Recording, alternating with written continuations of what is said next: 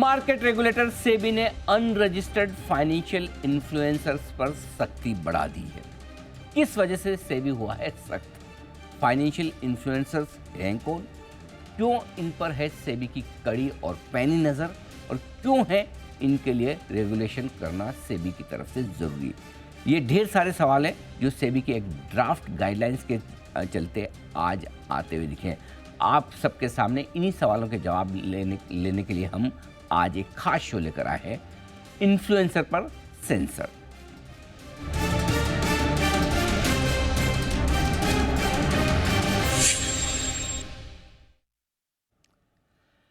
इस खास शो में मेरे साथ 4 खास मेहमान कार्यक्रम में हो रहे हैं शामिल। जयंत गुप्ता साहब हैं जो कि पूर्व ईडी है सेबी के, तो सेबी के मामलों की बहुत गहरी पकड़ और जानकारी रखते हैं।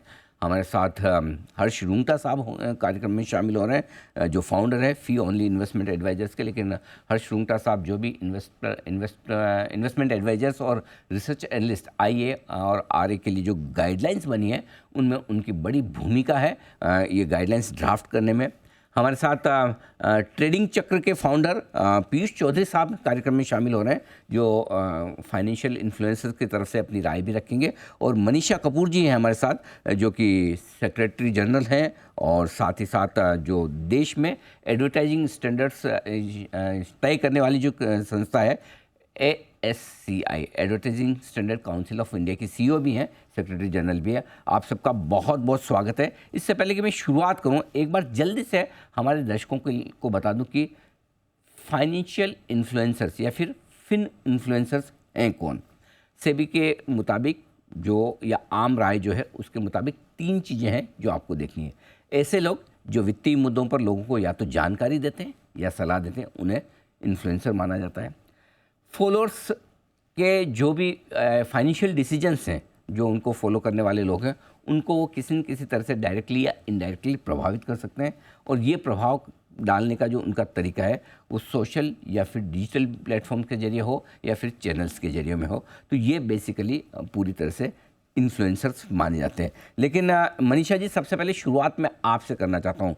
ASCI आपकी जो संस्था है जो पूरे एडवर्टाइजिंग स्टैंडर्ड्स पूरे मेंटेन करती है देश भर में, आपके हिसाब से किन लोगों को इन्फ्लुएंसर्स माना जाए?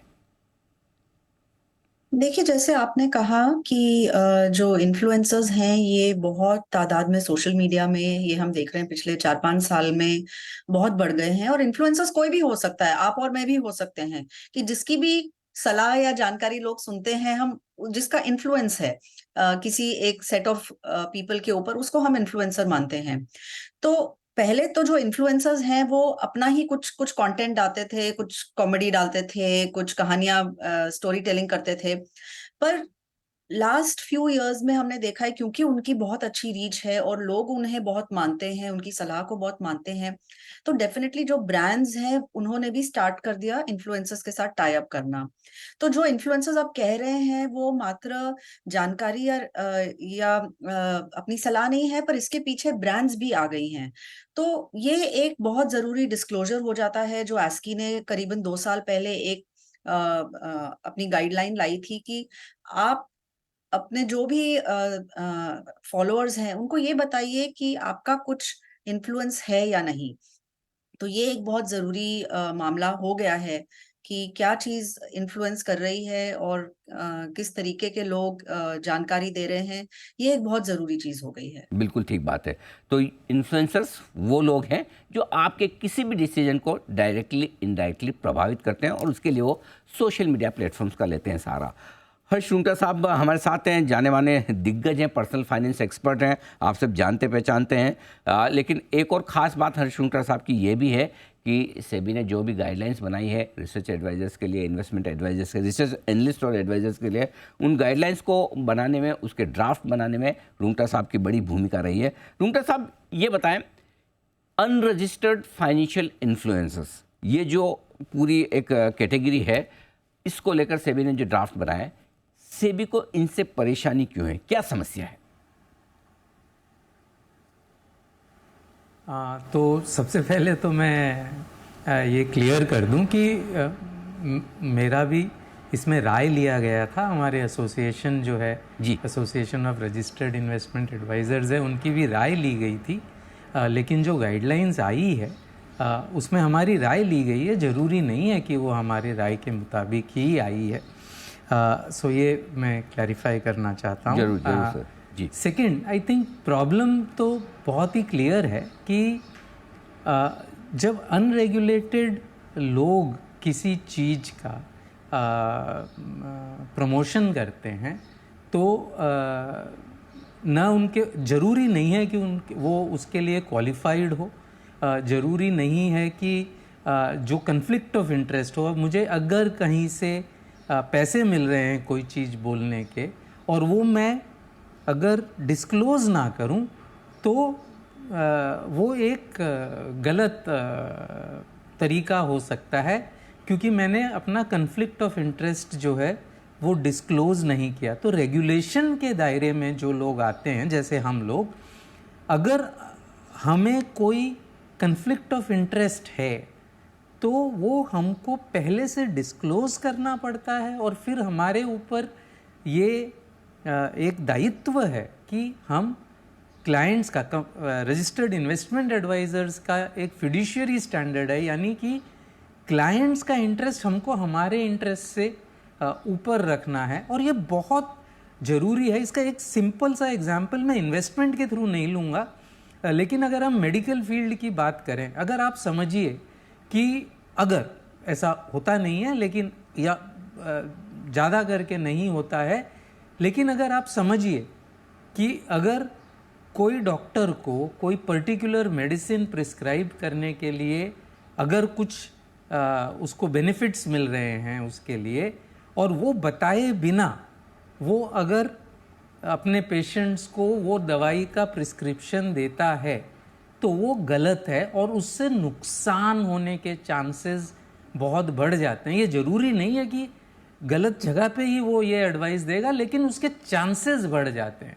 तो इसी तरीके से इन्वेस्टमेंट्स में या फिनेंशियल प्रोडक्ट्स में भी यही बात लागू होती है, और इसलिए disclosure of conflict of interest और having the right qualifications, making sure that customer grievance कैसे हैंडल होगा और फिड्यूशियरी स्टैंडर्ड्स कैसे आप अपहोल्ड करेंगे, ये जो एक रेगुलेटेड एंटिटीज़ पे रिक्वायरमेंट है वो अनरेगुलेटेड एंटिटीज़ पे ये अंकुश बिल्कुल नहीं होता और उसका मिसयूज़ होने के चांसेस बहुत हाई होते हैं। बिल्कुल।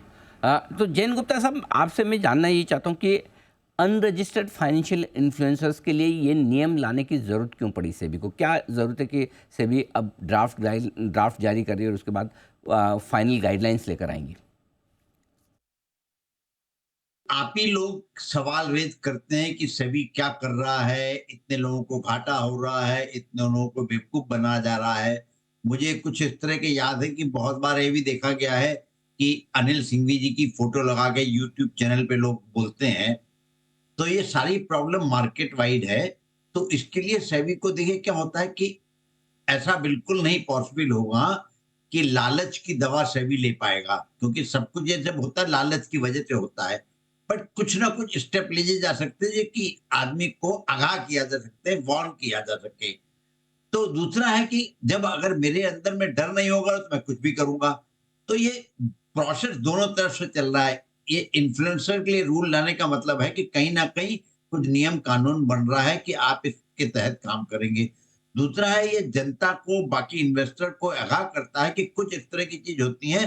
तो आपको ये देखना चाहिए कि जिसकी भी आप बात सुन रहे हैं, क्या उसकी वो है स्टैंडिंग है कि क्या वो आपको कुछ खबर देने या कुछ आपको गाइडेंस देने के लायक है कि नहीं है।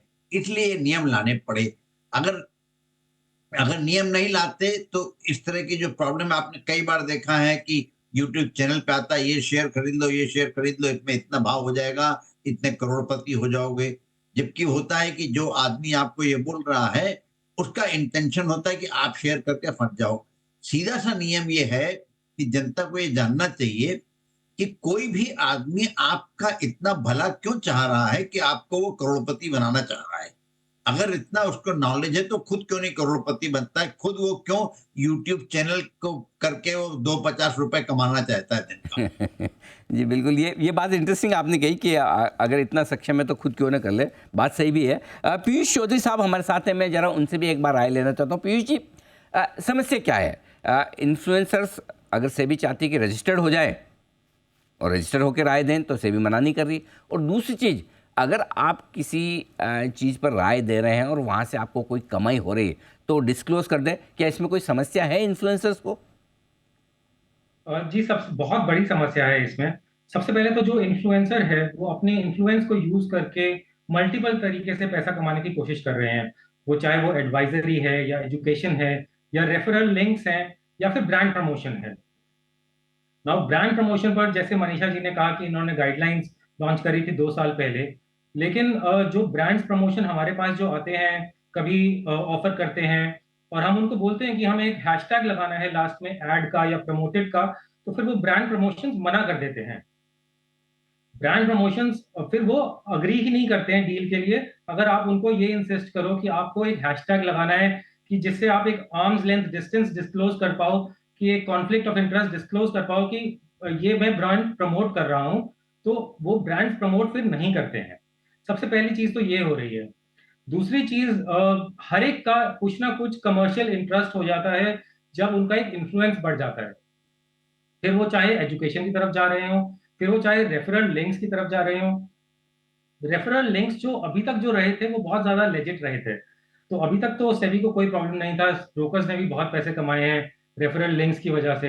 लेकिन अभी जैसे ऑर्गेनाइज चैनल में आ जाएगा सब कुछ, एवरीथिंग बिकम्स ऑर्गेनाइज्ड, तो code of conduct, moral responsibility, बहुत सारी चीजें इंपॉर्टेंट हो जाती हैं।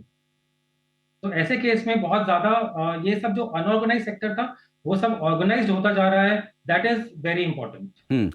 तो मतलब अगर सेबी के दायरे में आकर इन्फ्लुएंसर्स राय दें और डिस्क्लोज करें तो कोई दिक्कत वाली बात नहीं है, वो कर सकते हैं, ऐसा कोई बड़ा मुश्किल काम नहीं, राइट पीयूष जी?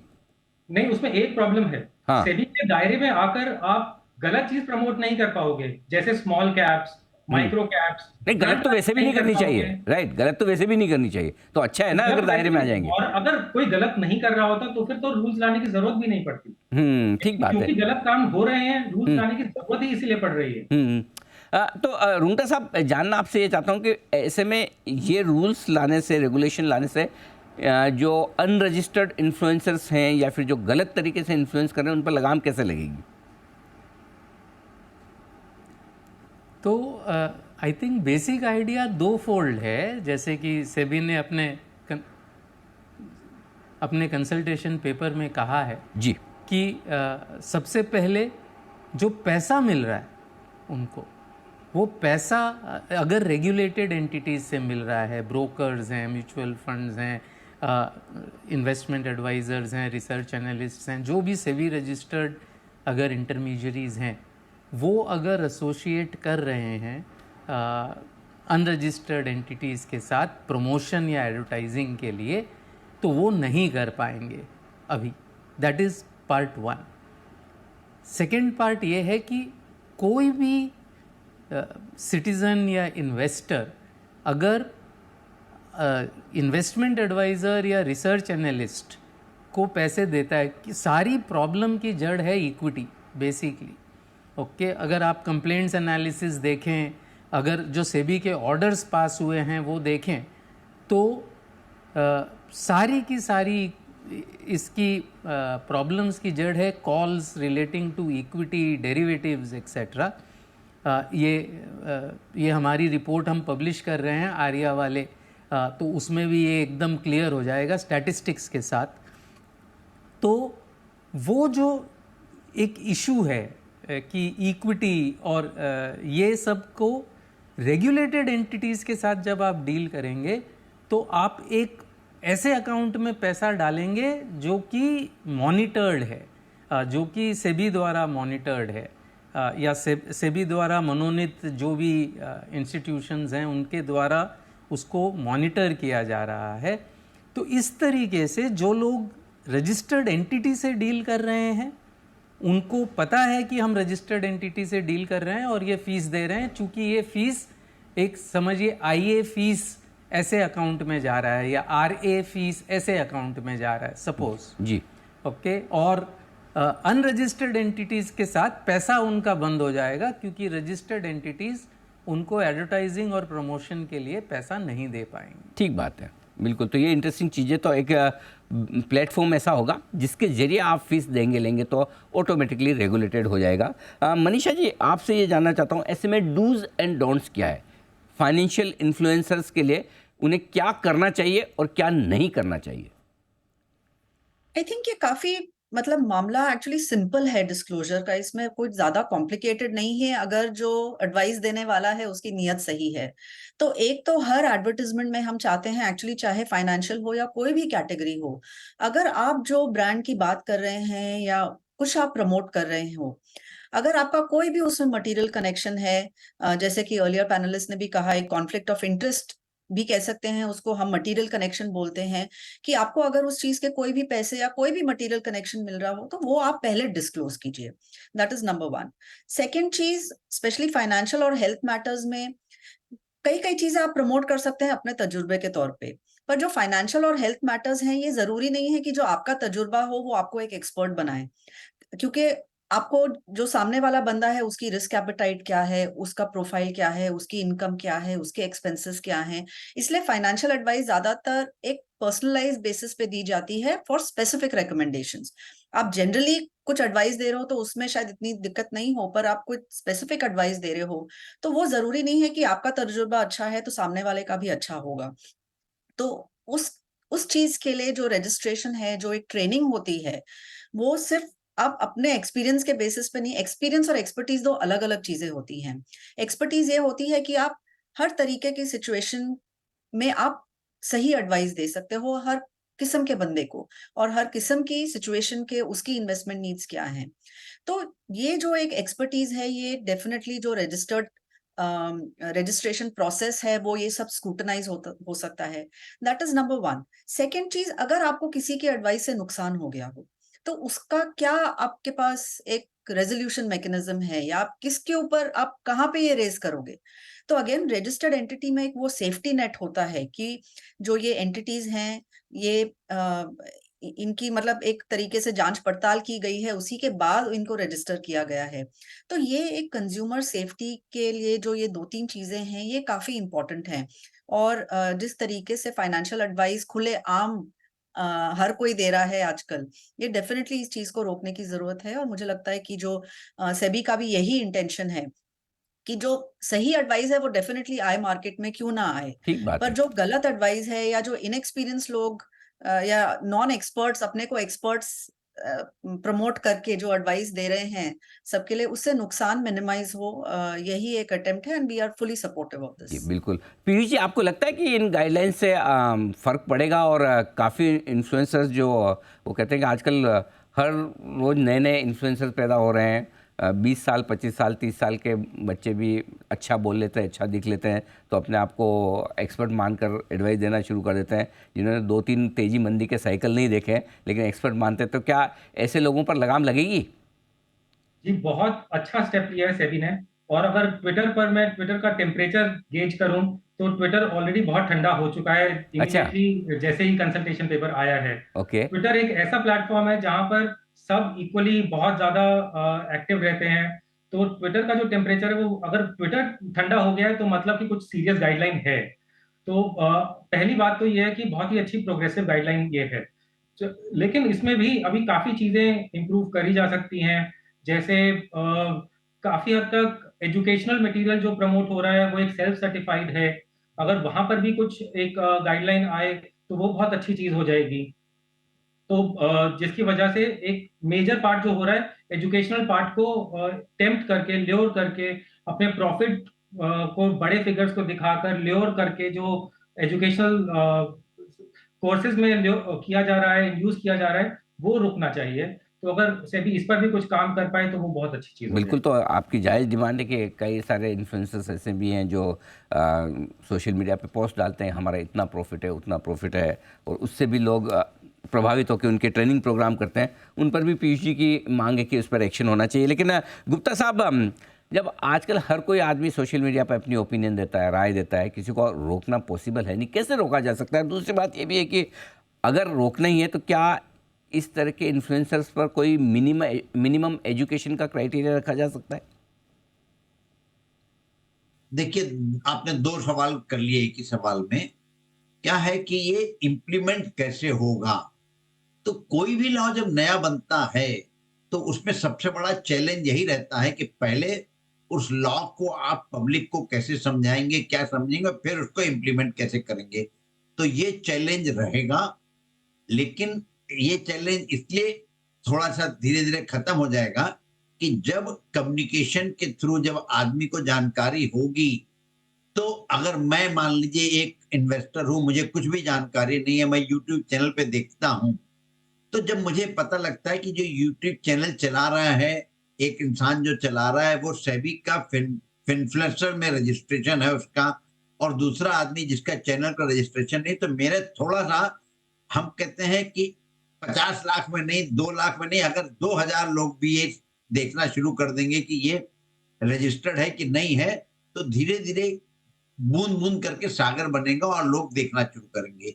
तो अगर आप ऐसा सोचते हैं कि नियम लगा और कल से सब खत्म हो जाएगा, ऐसा नहीं है, इसमें टाइम लगेगा। बिल्कुल ठीक बात है, टाइम लगेगा, लेकिन कहीं न कहीं से तो शुरुआत होगी, ये बात सही भी है।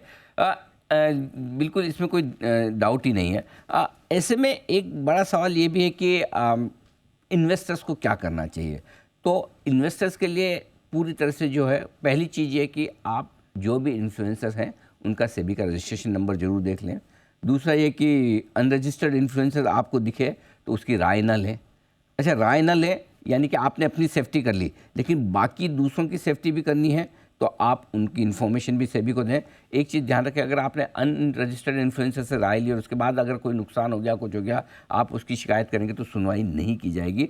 अगर कोई धोखाधड़ी हो रही है तो आप सेबी को शिकायत जरूर करें, ये आप ध्यान में रखें। आखिरी सवाल रुंगटा साहब आपसे, इन्वेस्टर्स क्या सावधानी रखें, उन्हें क्या ध्यान में रखना है?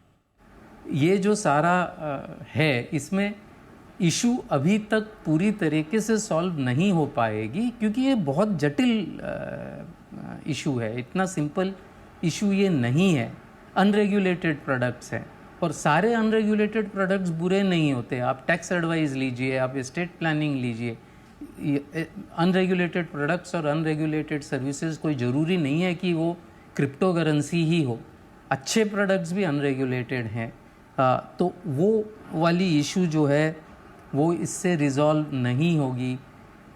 Products regulated by other regulators, जैसे इंश्योरेंस हैं, बैंकिंग प्रोडक्ट्स हैं, जो नॉन सेबी रेगुलेटर्स हैं, एनपीएस है, तो वो भी प्रॉब्लम इससे सॉल्व नहीं होगी।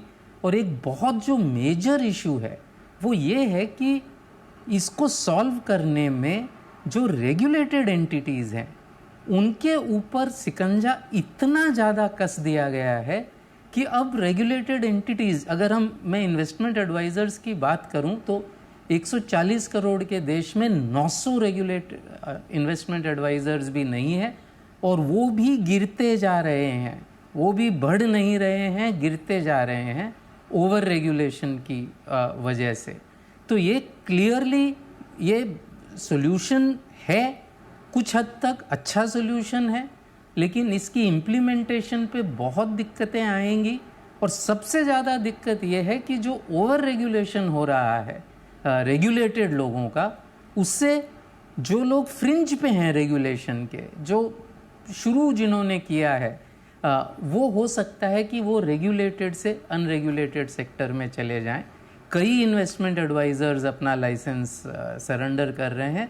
तो ये भी एक दिक्कत है। क्या हम रेगुलेशन इतने टाइट कर रहे हैं कि रेगुलेटेड रहना एडवाइसेबल ही नहीं रहा? ये एक सोचने की बात है। ये बहुत बड़ी पॉइंट आपने रखी है रुंगटा साहब, और अपने अनुभव से रखी है। बात सही भी है कि रेगुलेशंस होने चाहिए, लेकिन इतने रेगुलेशन ना हो कि वो लोगों को इस बात की ओर प्रेरित करें कि हम रजिस्ट्रेशन ही ना कराएं या फिर वो बिजनेस ही छोड़ने पर है। तो ढेर सारे और मुद्दे हैं, थोड़ी समय की कमी है, नहीं तो हम और विस्तार से चर्चा करते हैं। गुप्ता साहब, रुंगटा साहब, पीयूष चौधरी साहब और मनीषा जी, आपका बहुत बहुत धन्यवाद इस खास शो में अपनी राय देने के लिए। तो इन्फ्लुएंसर पर सेंसर, ये थी हमारी विशेष चर्चा। सेबी की तरफ से जो ड्राफ्ट इशू किया गया है जिसमें इन्फ्लुएंसर्स पर किस तरह की लगाम लगाई जाए, किस तरह के रेगुलेशंस बनाए जाए। आप भी अपने सजेशंस, अपने सुझाव सेबी को भेज सकते हैं। इस खास शो में हमारा साथ देने के लिए आप सबका बहुत बहुत धन्यवाद। नमस्कार।